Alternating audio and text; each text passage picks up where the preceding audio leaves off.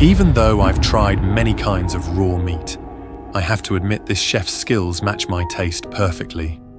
The fish melts in my mouth with a sweet flavor and a faint hint of blood. Mr. Davis, you're quite the gourmet. Very few people can handle raw puffer fish without any preparation like you do. You could say I'm addicted to eating raw meat.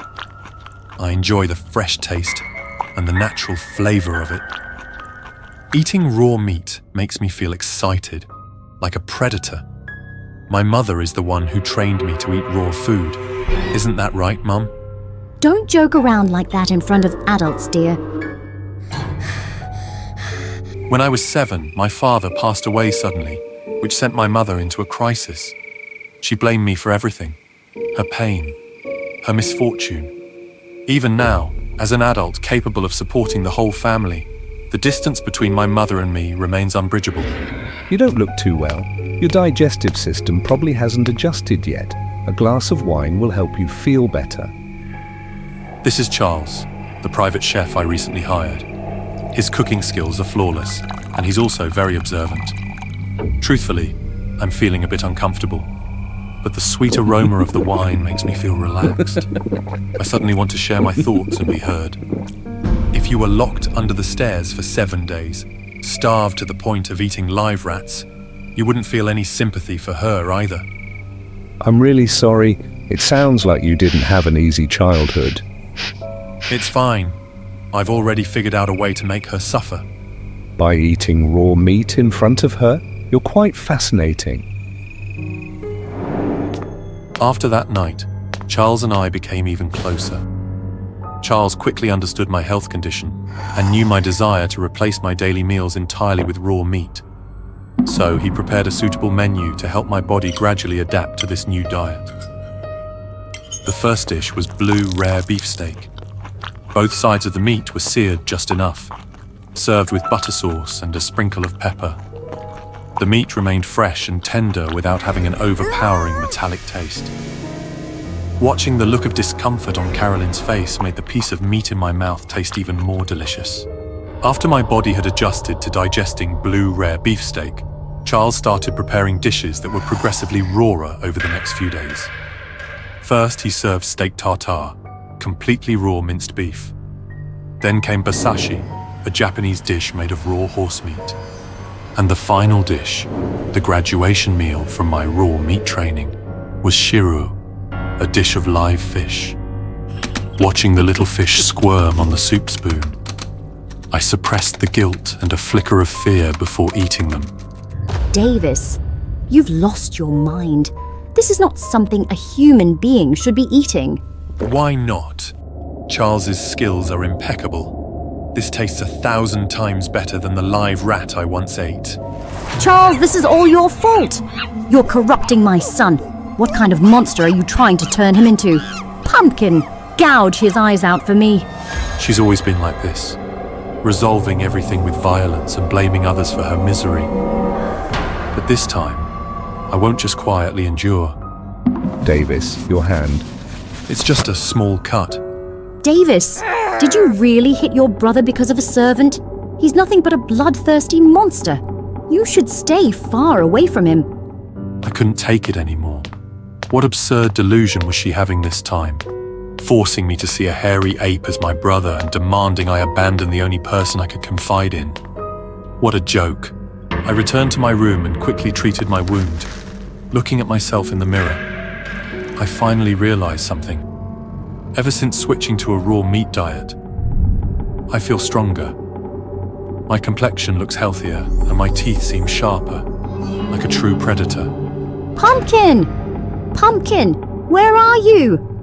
What is she and that crazy monkey up to now? Has the monkey gone missing? That's fine. I should thank whoever got rid of my little brother. Davis, it's me.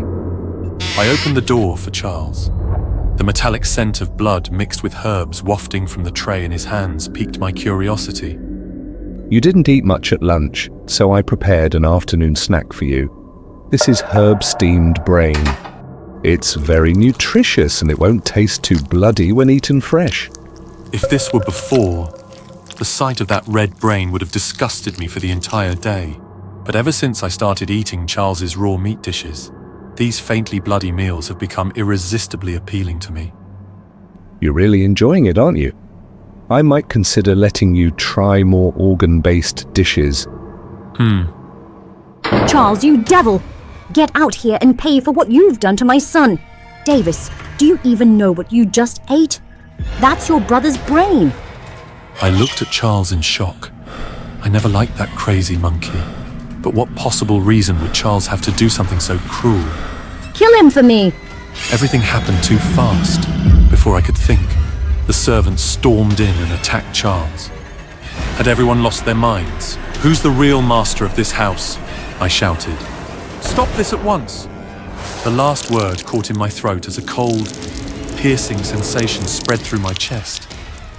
I'd been shot? How was that possible? You ate your brother's brain and defended the devil who killed him. You don't deserve to be my son. That crazy woman. Thanks for saying it for me, Charles. It seems he's stronger than I thought. My body felt weak and drained as darkness slowly enveloped me. I thought I was dead, but a sharp pain in my fingertips jolted me awake. I was still alive. You're alive. Don't be surprised. It's something an ordinary human couldn't survive, but for a vampire like me, it's child's play. Looks like my blood suits your taste, huh? I bet you had quite the feast. Aren't you scared?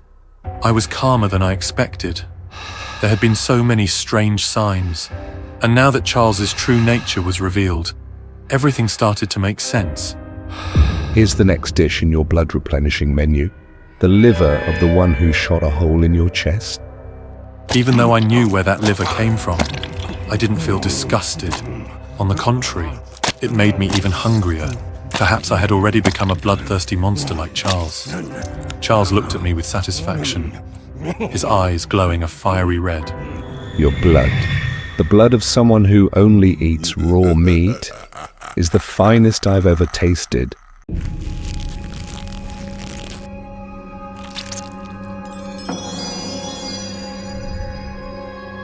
I had always envied those Instagram models with their big, sparkling eyes.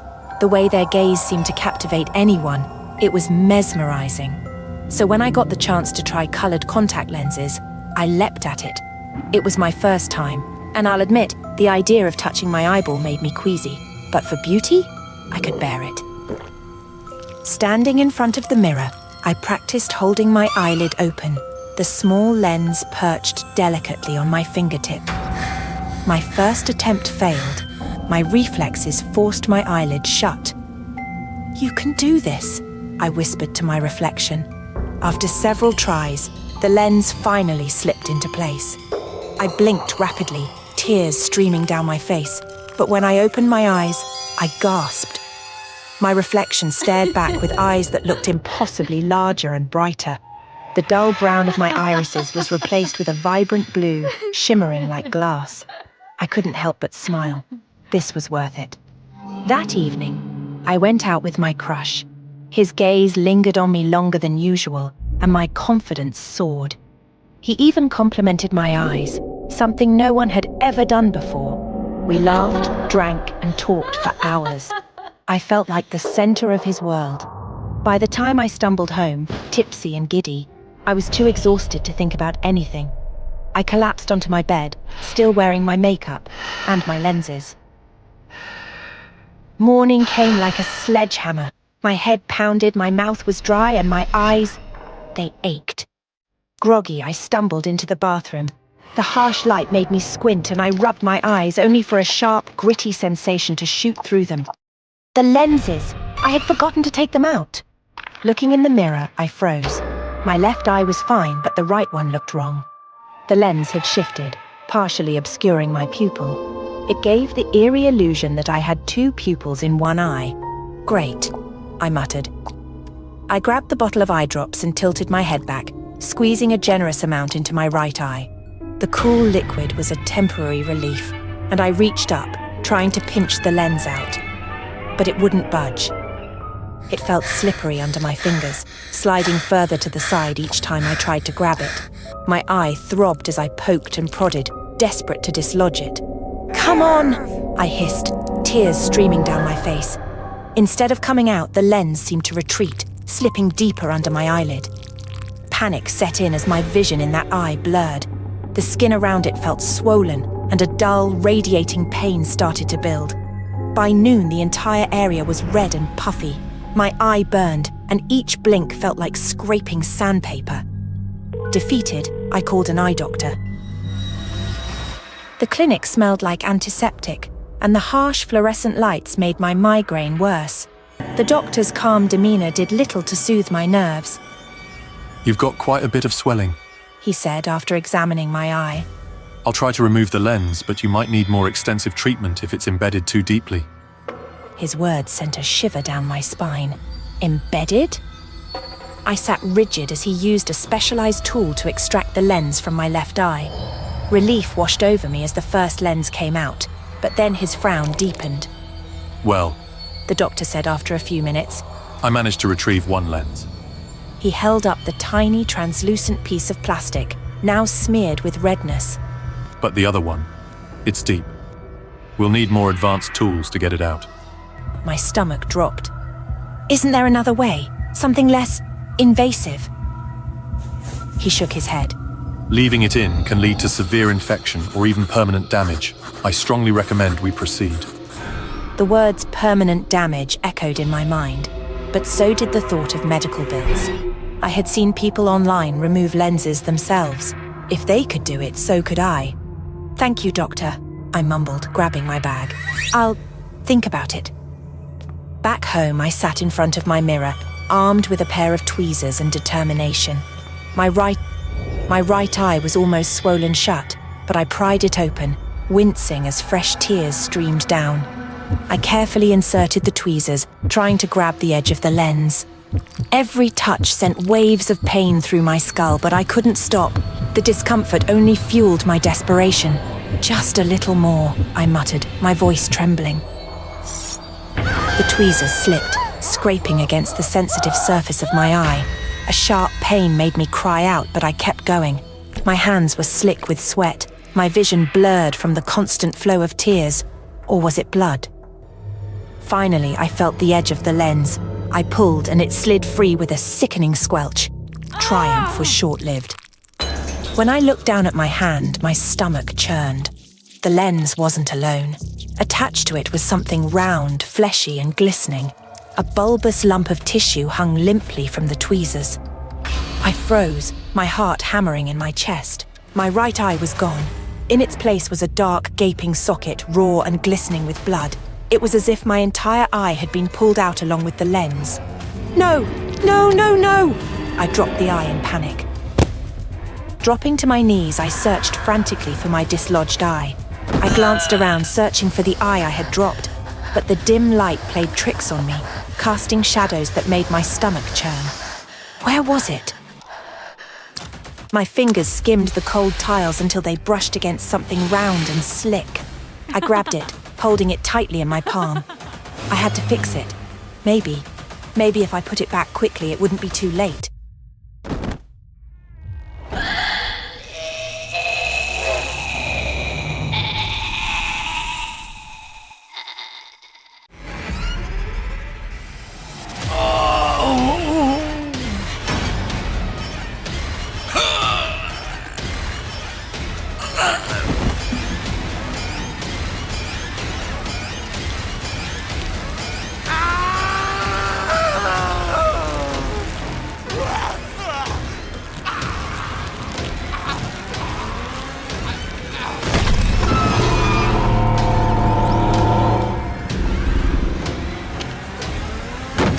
This is a slander! I am Zahn, a drone among the hive, a servant to the queen and protector of our cycle. Yet today, I question everything I have ever known. It began with a film, a human artifact, an insidious weapon disguised as storytelling. The humans called it alien. They had captured footage of us, our forms, our methods, and our survival. See what they think of us. Learn their deceit. The screen glowed. Scenes of violence unfolded, our kind bursting forth from their frail chests, their screams reverberating through the chambers. They called us monsters, parasites, invaders. The narrative was clear. They feared us, loathed us, and most chillingly, were preparing to eradicate us. They plan to weaponize against us, to turn our own biology against us. The thought sent a chill down my exoskeleton. Humans had conceived a grotesque revenge, using our bodies as hosts for their own infestation. A horrifying reversal of our sacred cycle. The Queen declared war. She would not allow our perfection to be tarnished, our legacy trampled by such fragile, chaotic beings. Yet as the hive roared in agreement, I remained silent. Later, in the solitude of my alcove, I replayed the film's imagery. The agony of the xenomorph on the screen, the human writhing its way out. It haunted me. I could almost feel the searing pain, the unnatural violation of the cycle. Why did the humans hate us so? Were they so blind to their own violence that they couldn't see their actions mirrored in ours? For the first time, I felt something foreign. Empathy, the pain, the violation. Was this how the humans felt as we seeded them? Their fear, their screams. It was not so different from what I imagined in that moment. When I approached the Queen, my claws trembled with trepidation. "We should negotiate," I said, my voice low. "Their fear drives them. Perhaps we can stop this before more blood is shed." Her massive form turned toward me, her glistening skull tilting in a silent challenge. The hive murmured in disbelief. Negotiate? With prey? Her voice was a venomous hiss. "With equals," I dared to reply. The silence that followed was suffocating. Yet after a long moment, she relented. Very well, Zarn. You will go as our emissary. But make no mistake, if you fail, war will follow. I was to lead a small group to the human world, to negotiate where no other drone had dared. My chest swelled with determination. I would bridge the divide between our species. We arrived on the human world under a veil of caution, my team moving silently through their metal constructs. The humans were fragile, soft, yet clever.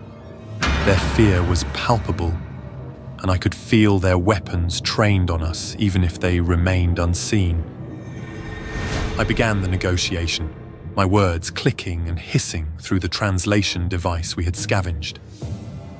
The humans listened, their expressions inscrutable. But they treated us well, gave us private rooms to rest and eat. For a brief moment, I thought peace might be possible.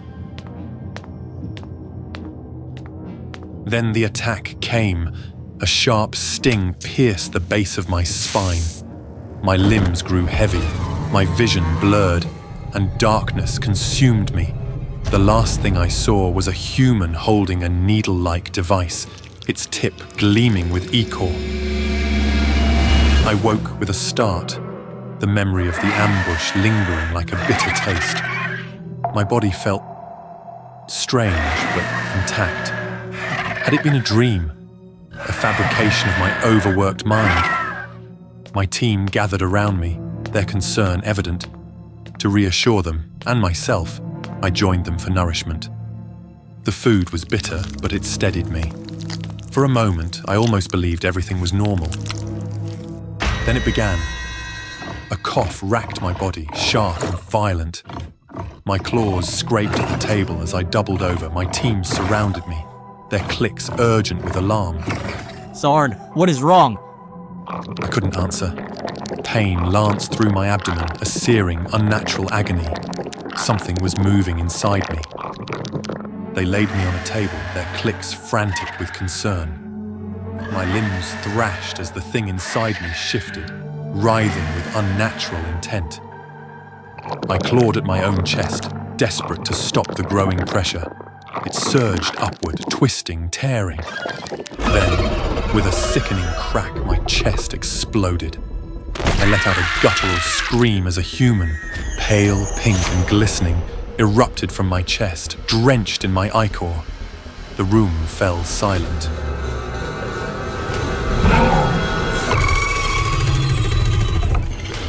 Then chaos erupted. The hive recoiled in horror. It's inside him! One of them hissed. The human let out a guttural cry, its fragile limbs trembling as it stood. My vision blurred, the pain overwhelming. My body felt hollow, violated. And still I watched. The hive erupted into chaos. My team grabbed their weapons, their rage a tangible force. The human, impossibly small yet unyielding, dodged their strikes, darting through the shadows like a spectre. I lay on the table, my strength fading, my ichor pooling beneath me. Yet my mind was alight with realization. This was their plan all along. Not just to kill us, but to become us, to corrupt the cycle itself. I struggled to rise, my claws trembling as I grabbed a communicator. "Report. To the Queen," I rasped, my voice a fractured whisper. "Prepare the hive. For war." Through the haze of pain, I watched as my team clashed with the human. Their movements were mirror images, their violence indistinguishable. It was then I understood the terrible truth. We and the humans were not so different, both bound by instinct, both trapped in cycles of destruction. This was no longer about survival, it was about annihilation. The war would come, and it would consume us all, and in the end, neither species would win, only violence would remain, echoing through the stars.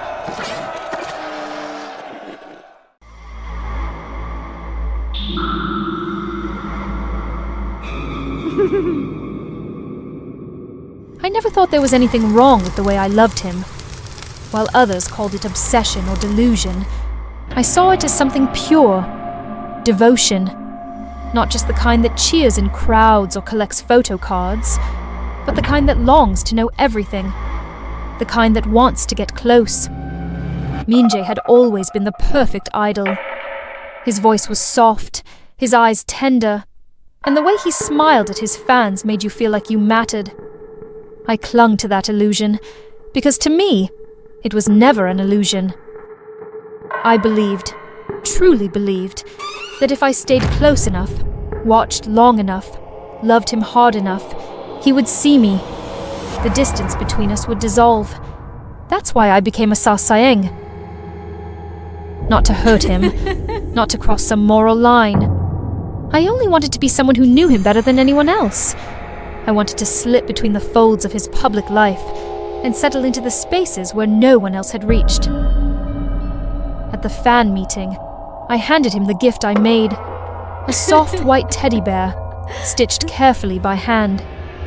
He smiled as he took it from me, eyes crinkling the way they always did when he wanted to seem sincere. I know you collect bears. I made this one myself, just for you.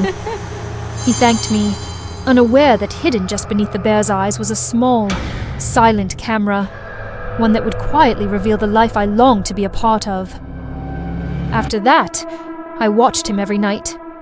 The bear sat neatly on a shelf in his living room, among dozens of others, but mine always faced the center. Through that tiny lens, I saw fragments of his private world. Minjae entering his apartment, setting down his bag, stretching his arms with a tired sigh. He'd hum sometimes, pour a drink, say a few soft words on the phone before slipping into silence again. And I watched, eyes wide, heart full.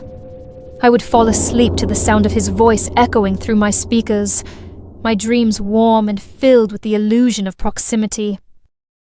Then, one day, A message appeared in the group chat. Minjae was filming out of town and wouldn't return until late. My breath caught. His apartment would be empty for hours. I didn't even hesitate. I had memorized the building's security code from his hand movements, seen through the bear's lens. That night, I stood outside his door, my heart pounding, the hum of the hallway lights buzzing in my ears. I pressed the code. The lock clicked open. The air inside his home was clean. Detergent, citrus, cologne. I stepped in slowly, almost reverently. Everything was exactly as I imagined it. His shoes lined neatly, the soft creak of wood beneath my feet, the faint humming of the fridge. The teddy bear I made was still there, but the others surrounding it looked wrong up close. Their fur wasn't consistent. Some had patches of different colors, stitched together in uneven seams. One had what looked like strands of real hair woven above its ear. A chill touched my spine, but I told myself not to overthink. Everyone has strange habits. What mattered was that my bear was still intact, still watching. I opened the fridge, rearranged his drinks, left a bottle of his favorite yogurt. I touched his coats, pressed my face into his scarves. In the bathroom, I painted our names on the mirror using red lipstick. Yuri plus Minjae, with a little heart drawn beside it. And then I slipped into his bed. The sheets were cool and soft. For a while, I lay there quietly, imagining a version of life where this was normal, where I belonged here. Before I left, I slipped a small hand-stitched doll under the bed, a charm made to bind us together, to make him love me the way I loved him. Then I heard the door open. My breath caught. He wasn't supposed to be home yet, but instead of panic, I felt a strange rush. He was here. I would see him just for a moment, and then I'd go. I crept into the wardrobe and pulled the door almost closed, crouching low behind his clothes. Through the narrow slit, I saw him enter the bedroom.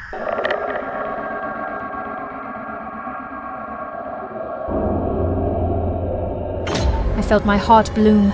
He liked it. He brought it with him.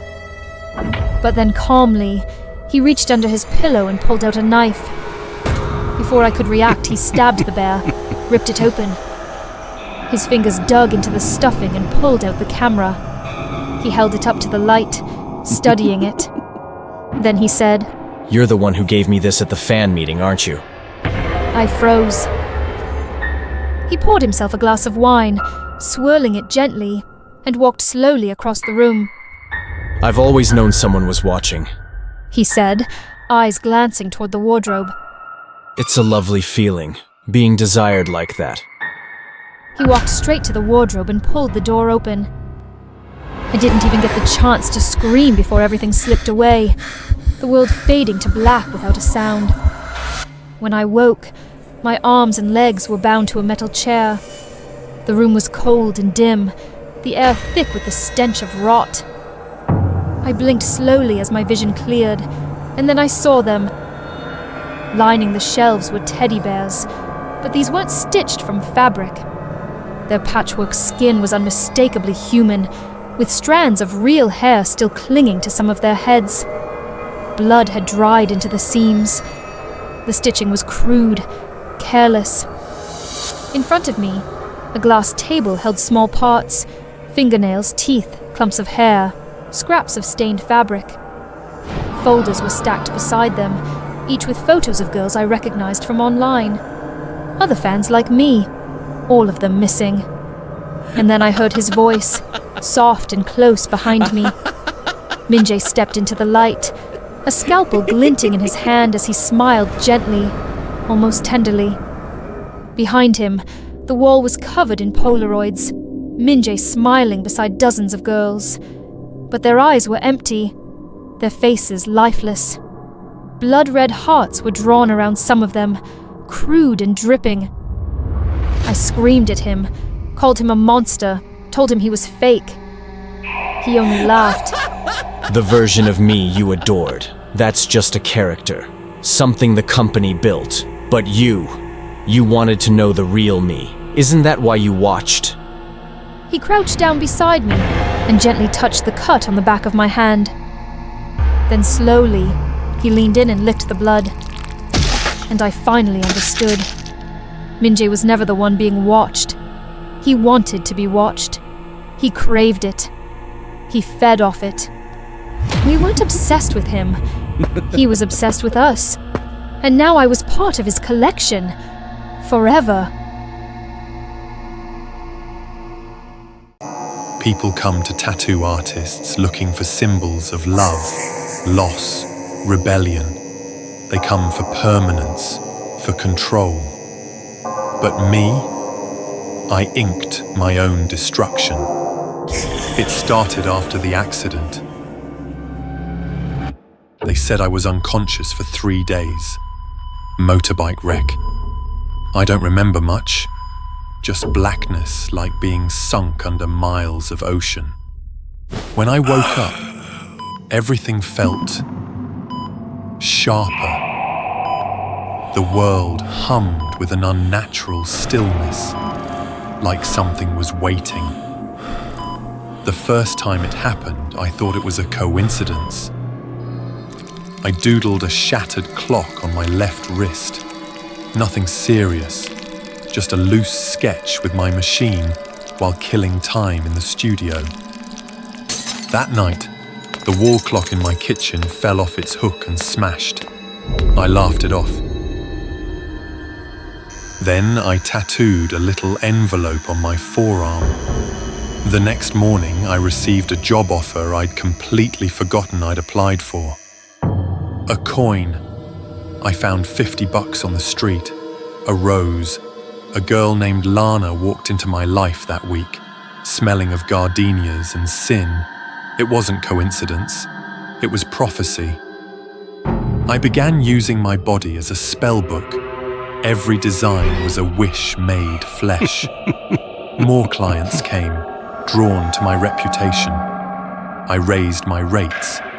Lana moved in. My bank account swelled, my name circled on influencer lists.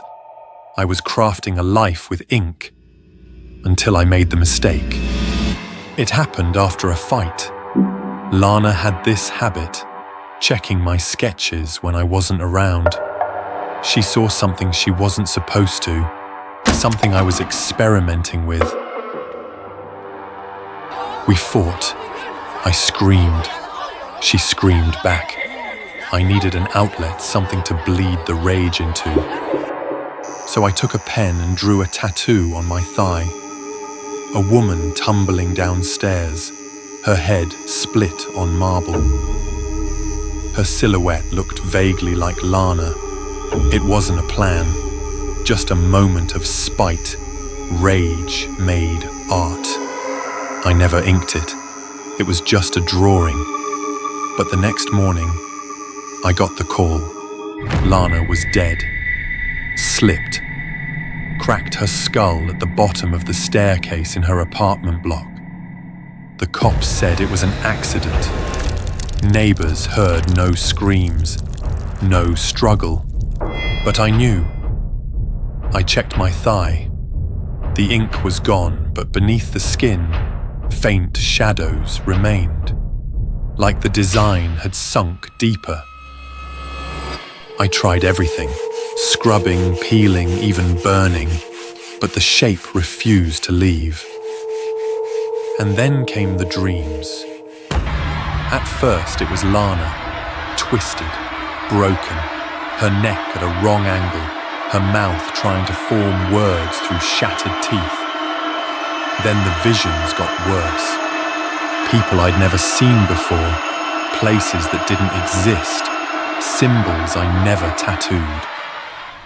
But when I woke up, those images were on my skin. A dark figure crouched on my chest, a blood-stained ring encircling my ankle. Eyes, so many eyes, watching, blinking, always open.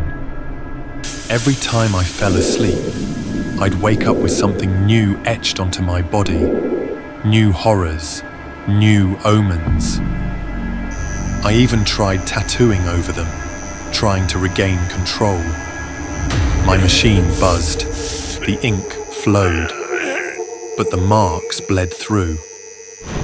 Black ink turned crimson, then oil slick green. The machine jammed. The power surged. I swear, my skin hissed when the needle touched it. And then the moving started. Yes, moving.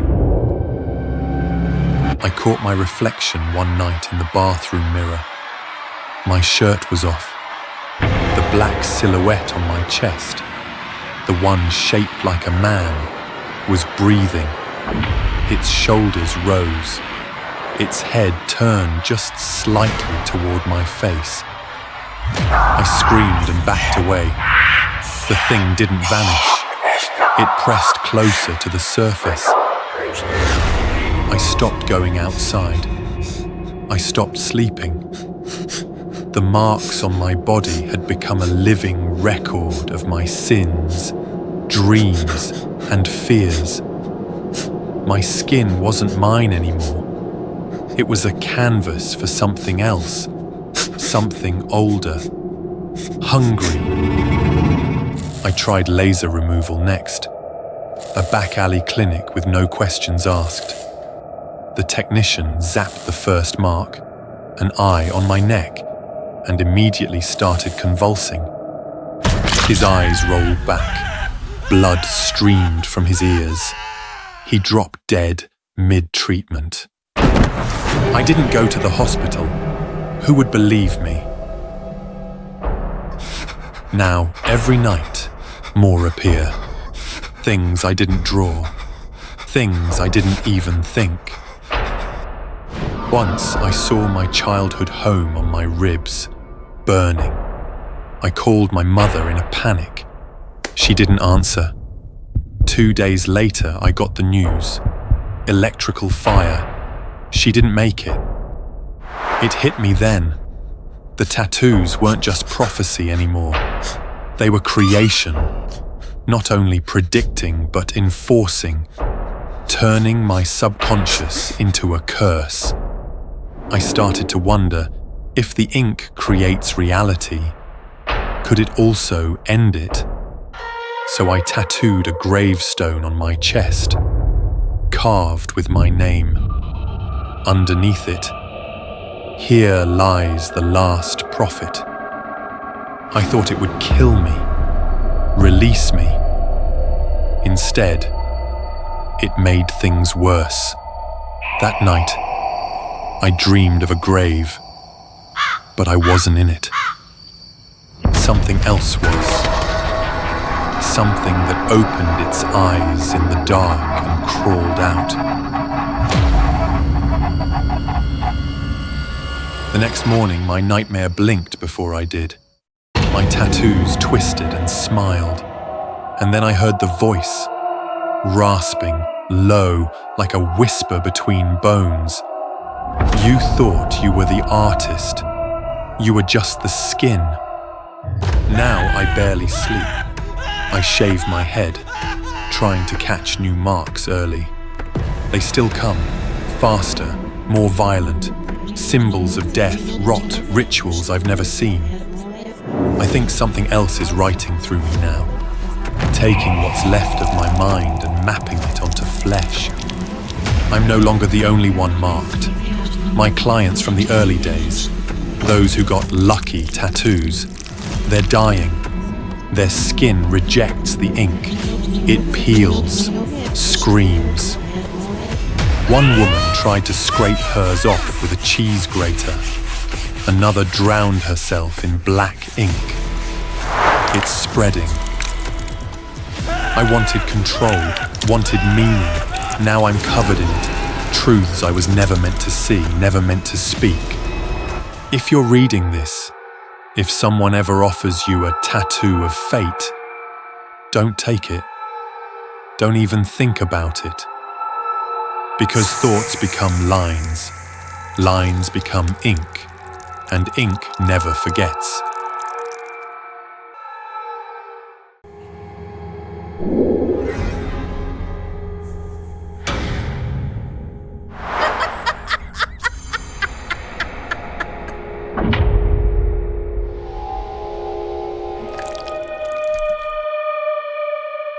I was halfway through my shift, wiping down glasses behind the bar, when she walked in, wrapped in a fur coat that probably cost more than a month of my rent. She ordered a gin and tonic but barely touched it. Her name, I'd later learn, was Cecilia, an elegant woman with silver-streaked hair and a voice that poured like velvet across the counter. Instead, she watched me with a smile that felt oddly maternal, but somehow predatory. We spoke, casual at first, where I was from, what I did, whether I ever thought about doing something more comfortable. I laughed nervously, brushing it off as flirtation. But then she leaned in, her perfume a strange mix of lavender and something musky. Leon, sweetheart, why waste your nights scrubbing counters and chasing tips? You deserve softness, a warm home, freshly prepared meals, clothes that fit you like they were made just for you. All I ask in return is that you stay with me. I should have questioned it more, but I was broke, tired, lonely. And when you've had enough nights wondering if your stomach will stop growling long enough to fall asleep, even the strangest offers start to sound reasonable. So I said yes, and when I did, Cecilia's smile deepened. Slow, knowing, almost tender. Wonderful. Then it's settled. From this moment on, you belong to me. The mansion felt like a palace carved out of the forest. Vast, opulent, and silent as stone. Everything was impossibly beautiful. Marble floors that glowed under your feet, chandeliers that hung like frozen rain, and hallways that seemed to stretch farther the longer you walked them. Every morning I'd wake to the scent of warm food, neatly laid out by a soft-spoken maid who moved like a shadow. I never had to lift a finger. All I had to do was eat, sleep, stay healthy, and stay handsome. Cecilia told me I was perfect just as I am, so I did as I was told. And for a while I believed I was living in a dream, but dreams rot eventually. At first it was just whispers, low moans echoing from beneath the floorboards. Then came the bruises, pale blotches appearing without reason, my skin thinning like old parchment. My hair fell in clumps onto the tiled floor. I started feeling dizzy after every meal.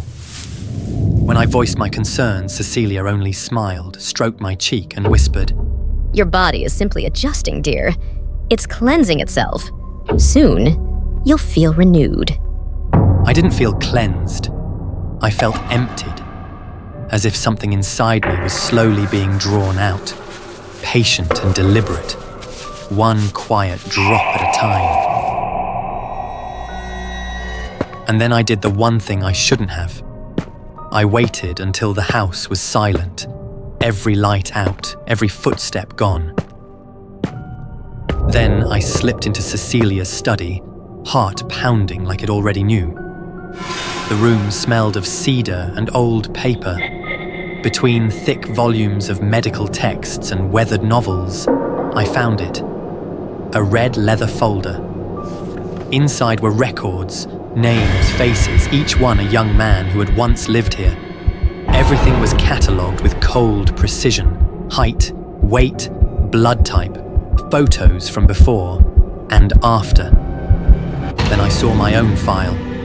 Leon, symmetrical build, ideal bone structure, strong immunity, highly suitable as main course. My breath hitched, and without warning, footsteps echoed down the hallway. I slipped inside the cabinet and held my breath, just as the door creaked open. Through a narrow slit, I saw Cecilia enter with two other women, both too youthful for the age their eyes betrayed. One of them pressed her hand against the bookshelf, and with a soft click, a hidden door swung open, revealing a narrow stairwell. Without a word, they disappeared into the dark below. I crept forward, peered down and saw a room the mansion was never meant to reveal. Steel walls, stretchers, IV bags heavy with thick crimson fluid, and bodies, some still, some bound, eyes open but hauntingly hollow. A chill locked my limbs. I turned to run, but the guards were already behind me. Something slammed into my skull. Darkness swallowed everything. When I came to, I found myself lying on a soft bed dressed in a black suit I didn't recognize. Cecilia stood waiting, her smile soft as silk and twice as sharp. The guards flanked her like shadows. You're not leaving, Leon. Not when you're so close to fulfilling your purpose.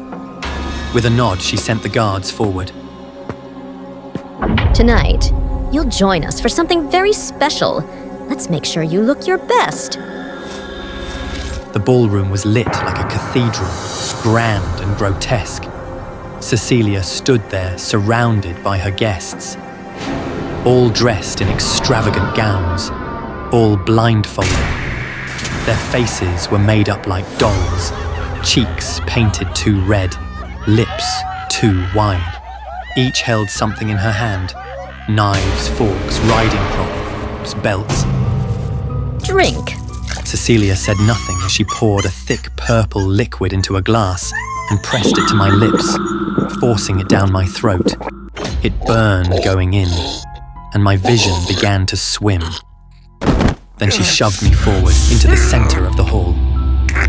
Let the banquet begin, she declared, tying on her own blindfold. They descended. It wasn't a meal. It was a massacre. Blind, laughing, shrieking. They stumbled toward me, arms outstretched, swinging their weapons.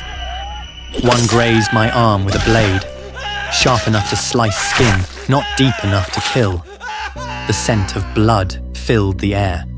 I screamed. That was all it took. The sound triggered them like a dinner bell.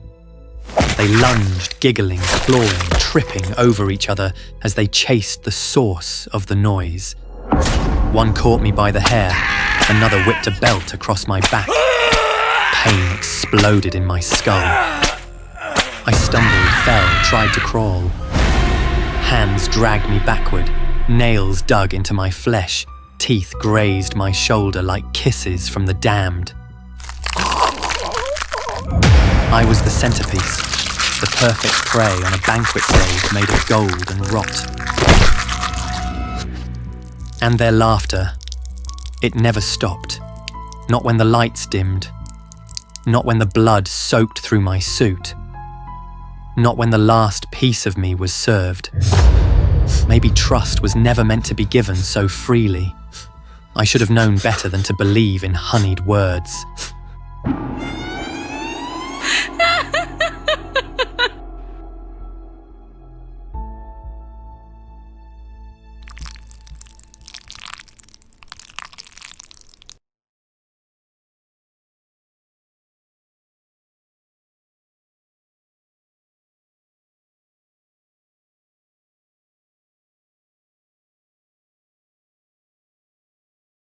I arrived in Los Angeles when I was 22, dragging a scuffed suitcase and a head full of fragile dreams. I wanted to act, not just be famous, not just be seen, but to perform something that mattered.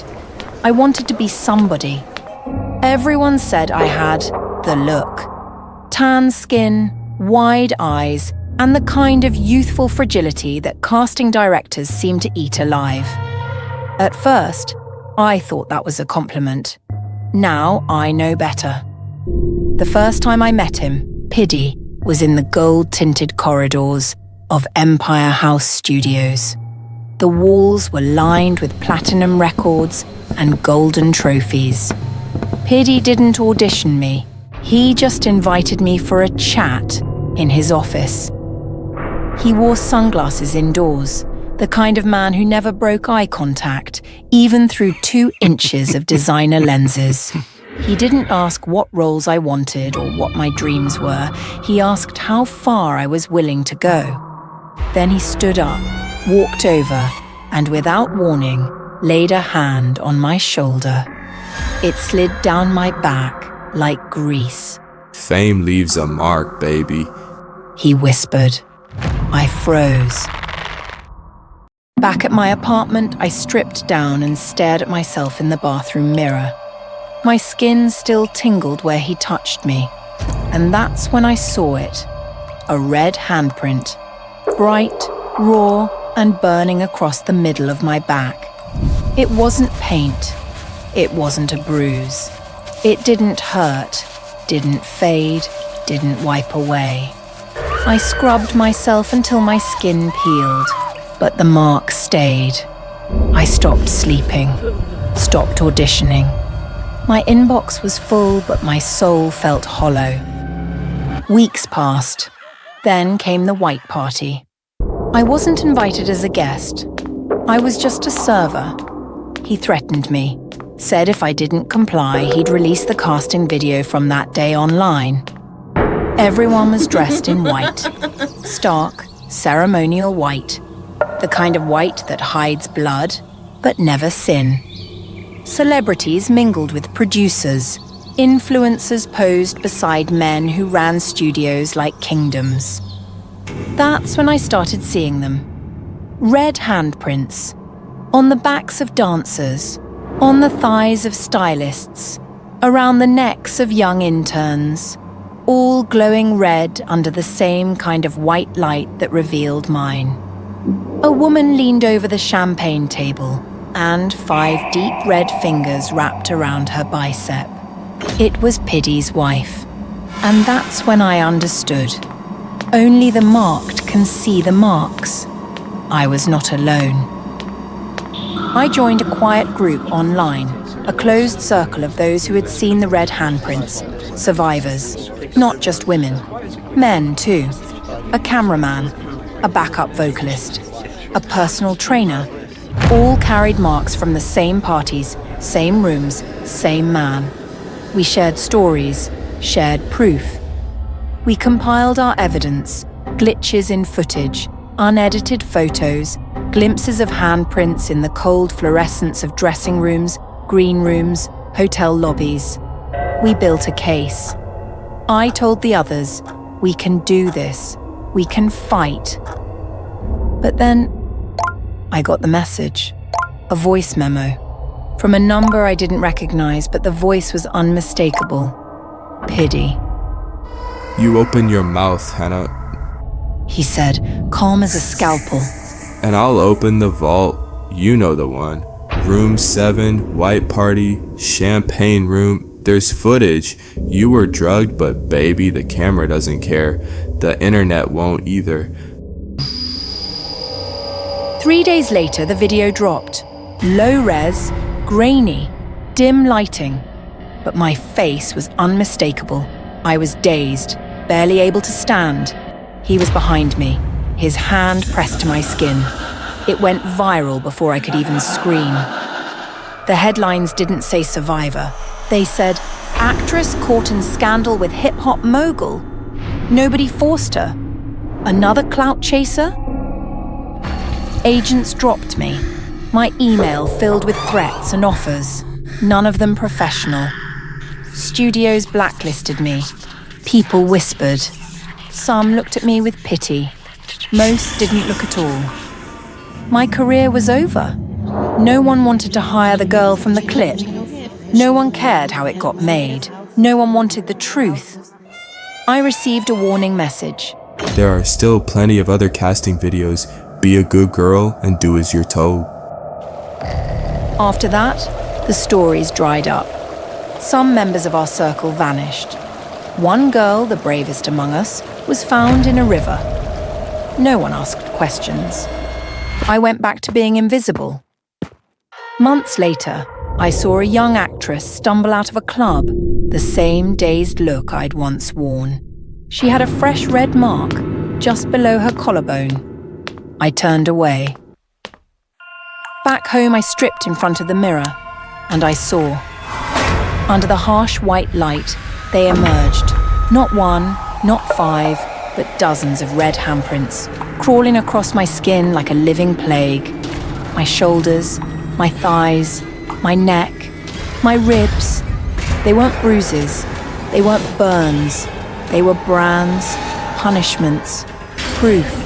Proof of every time I turned away. Every time I stayed quiet. Every time I let it happen. I dropped to the floor, shaking. I had wanted to be seen. Now I couldn't look at myself. The marks were everywhere. Some new, still glowing. Others old, deep like wine stains, faded but never gone. Some fingers dug into my flesh like they were trying to pull me underground. I could barely breathe. Then, a new one appeared right before my eyes. It bled into existence, blooming around my throat like a hand trying to strangle me from the inside out. Just the red, always the red. I clawed at my neck, as if I could rip it off, erase it, scrub myself clean of every secret I'd buried under silence. But the handprints didn't just stain my skin. They owned me. They were justice for the voices I didn't protect. They were the rage of every soul I abandoned to save myself. I curled into a ball on the cold bathroom tile, sobbing soundlessly, because the red fingers around my throat were no longer symbolic. They were real, and they were winning. But I still had hands, still had breath, so I wrote. I bled it into pages. I titled it, The Red Handprints. It's not a cry for help. It's a record of rot. A monument to the cowardice that lives behind fame and filters. Maybe someone will read it. Maybe not. Maybe they'll see the marks too. Maybe they'll finally scream before it's too late.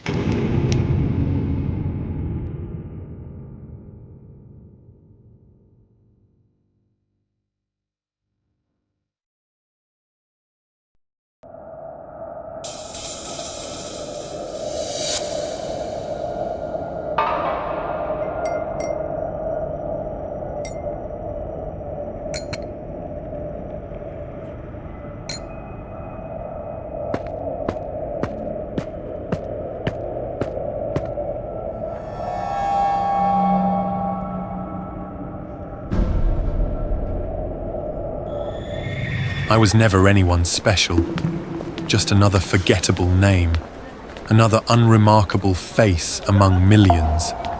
My life followed a quiet rhythm, filled with just enough work to get by and a modest apartment where I could retreat from the world. It wasn't exciting, but it felt safe. And most of all, it was mine. Then the pain started. It began as a vague stiffness in my fingers, the kind that follows a poor night's sleep. But it didn't go away. I woke up one morning to find my wrists bent backward in unnatural angles, my hands trembling as if someone else had twisted them while I slept. The veins beneath my skin swelled in strange spirals, crawling like vines beneath the surface. My skin began to peel, not from dryness, but from something deeper, as though something inside me wanted to shed the shell it no longer recognized. I went from one clinic to another, clinging to the fragile hope that someone, anyone, might recognize what was happening to me. The doctors ran every test they could think of, but all I ever got in return were puzzled looks and gentle shakes of the head.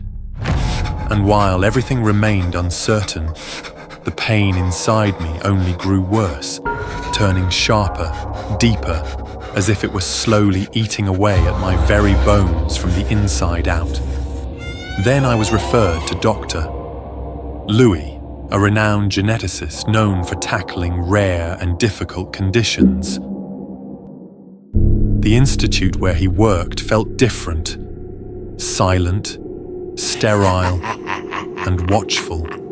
When we met, he didn't look confused or concerned. He looked intrigued. Your case is unique, he said after examining my scans. I believe your body isn't failing. It's adapting. With a full genetic workup, I may be able to stabilize the changes. His confidence made me feel for the first time that maybe there was hope. So I said yes. Every time my condition worsened, I returned. My joints stiffened, my skin cracked open, and sometimes I bled without any visible wound. Louis was always ready, always calm, sometimes even eager. He asked to monitor me overnight, citing unusual biological responses and a need for close observation. One night, as I waited in the hallway, I saw a man escorted into a restricted zone marked Sperm Donation Facility. He was entirely covered, hood pulled low, and though he only glanced at me for a second, something about him disturbed me in a way I couldn't explain, like he wasn't truly there. Soon the symptoms escalated. My sight blurred. My ears rang. I couldn't sit for long without sharp pain in my back. I touched my spine one morning and felt ridges rising beneath the skin. New bones, reshaping me. When I told Louis, he responded not with concern, but with quiet excitement. You're progressing faster than I anticipated, he said, almost in awe. I wanted to walk away, but fear held me in place. I was no longer sure what would happen if I left, whether my body would survive it, or whether I would become something even worse, alone. Then, one night, I woke to agony. I stumbled to the bathroom, pulled off my shirt, and saw my back split open. The skin had torn along my spine, not from trauma, but from pressure within. Something had pushed out, forcing its way through. I ran to the institute in the middle of the night, drenched in sweat and blood. Louis was waiting for me, as if he had known I would come. It's time, he said quietly, and led me into a part of the building I had never seen. Down a hallway, into a sealed room lined with glass tanks, tissue samples, embryonic models, and documents marked by strange codes. I realized in that moment that this wasn't a clinic, it was a lab. I turned to leave, panic rising, but he was already behind me with a syringe. I felt the needle sink into my neck, and moments later my limbs gave out.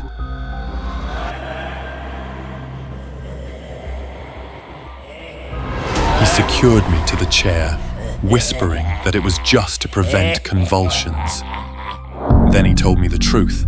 You were part of something greater, a vision for the future of our species, an experimental bloodline created through selective sperm enhancement to forge the next stage of human evolution. You were never meant to survive. Your embryo was marked for disposal, but a clerical slip placed it into the hands of an infertile couple, and they raised you, never knowing what you truly were. I stared at him, frozen, each word cutting deeper than the last. I knew the moment I saw your data. That's why I stepped in. I was guiding you toward what you were always meant to become. Without my intervention, your body would have collapsed under the weight of its own potential. But now you're becoming something extraordinary, and for that, you owe me everything. Then the transformation began. My muscles clenched, spasmed, and tore themselves apart, only to rebuild in strange, knotted shapes. Bones cracked and twisted, reshaping themselves without mercy. My spine broke through my skin, forming a jagged ridge that curved like armor. My screams blurred with the sound of my body unraveling. And then, from just beneath my collarbone, something began to rise. It wasn't just bone, it was flesh. A second face, half formed, emerging from within me. Mouth clenched, teeth grinding, jaw twitching. It had no eyes, but it moved, alive and aware. Louis stumbled back. No, this isn't the final design. This wasn't what I planned. But I no longer heard him. Something inside me had broken loose, not just in body, but in mind. The pain, the betrayal, the realization that I had never truly been human, all flooded through me, drowning whatever pieces of reason remained. I moved before I even knew I had. My body, mutated, monstrous, lunged toward him. I saw the terror in his eyes just before I reached him, but by then, it no longer mattered.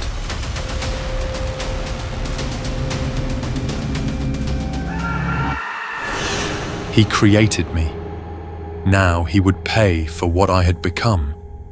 As for me, the ordinary life I had once known had been completely destroyed. I no longer knew what I had become. And if there were such a thing as another life after this, I wondered whether we ever got to choose the reason we were born.